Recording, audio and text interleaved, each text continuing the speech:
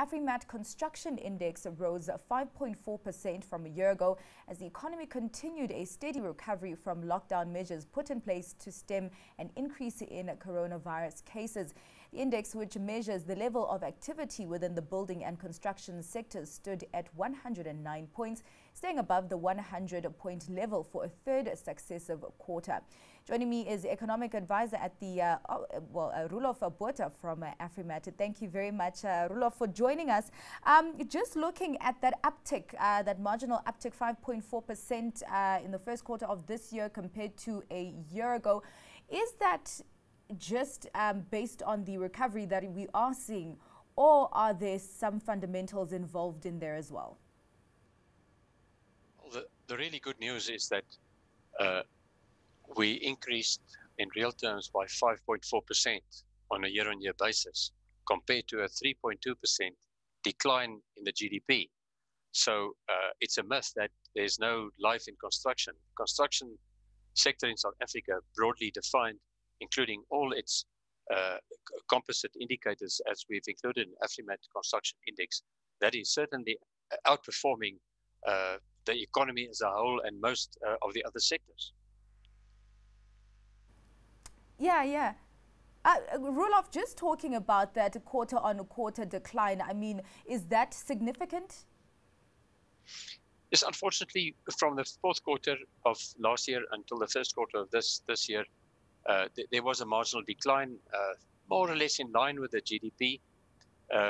But we're not too concerned about that because the Afrimat Construction Index does not account for seasonality at all. And you're always, literally always, since the inception of this index, you've had a drop-off from the fourth quarter to the first quarter.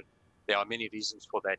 The closure of the construction sector in mid-December every year, penalty clauses for construction activity, which means that they're working overtime, like crazy to get things done before the end of the year. And then, of course, South Africans are not renowned for being back in the office the next year on the 2nd of January.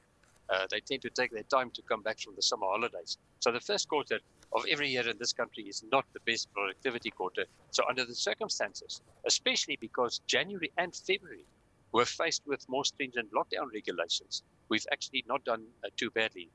Construction is live and well and kicking, and we believe that it will improve further. Roelof, you say in a statement that a further recovery in the construction sector is on the cards for the rest of 2021. Where will that growth be coming from? Well, yes, that is based on some fairly detailed research which I've recently done for Afrimat and for the Optimum Investment Group, whom I advise also on the exchange rate, which I happen to get right this time around. But you cannot look at the rand without looking, of course, at the United States dollar. There are just so many strong growth drivers that are, it's like a racehorse wanting to run, but somebody is still standing in its way. And one of those things standing in its way is, of course, our dysfunctional municipalities. We've got low interest rates. We've got government's 340 billion rand infrastructure program. They've just appointed a new, brand new technical advisory panel to assist them. Knowing full well that they don't have these type of skills. They're not in abundance in the public sector. So the confidence indices all over, your ABSA BR PMI for manufacturing recently hit, I think, a 7-year high. Our leading business cycle indicator is at an all-time record high. So everything, lots of stuff, coming to the party to let construction take off. Of course, the third wave is not helping a lot.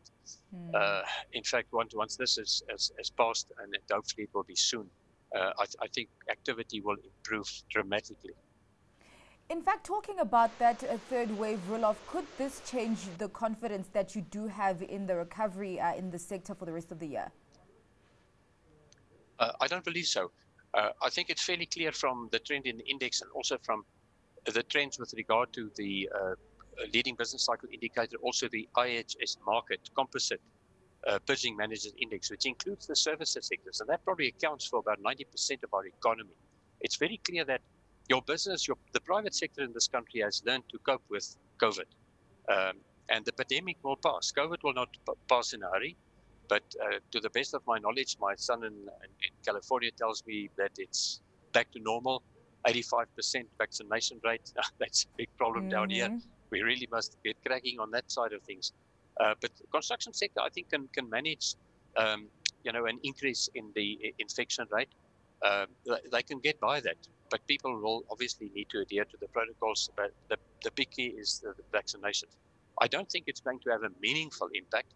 It could have a marginal impact, of course, in the third quarter.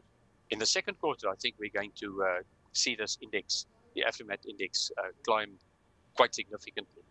85% vaccination rate, really looking like a dream in South Africa. Just going back to your point on the technical advisory team that has been appointed to advance the economic reconstruction and recovery plan. Just paint some color for me, Roelof, as to who are they and what role they will play in this process. I have to do my homework still with regard to exactly how many people have been appointed. What I do know is that they received 1,200 applications for these positions.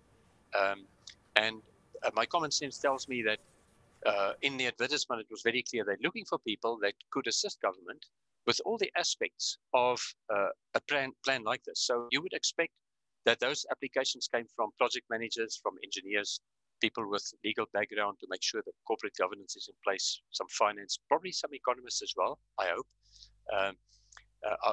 Personally, I didn't apply, not yet anyway. And now they've got this data bank. Let's say they appointed 200. I'm not sure whether the process is complete, but they now have a data bank of people that have got experience and and that are prepared to assist government in this regard.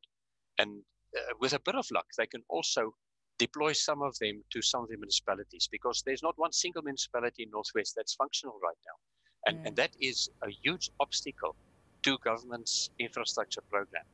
So with a bit of luck, this technical advisory panel and what can flow from it holds a huge promise for better days for construction in this country.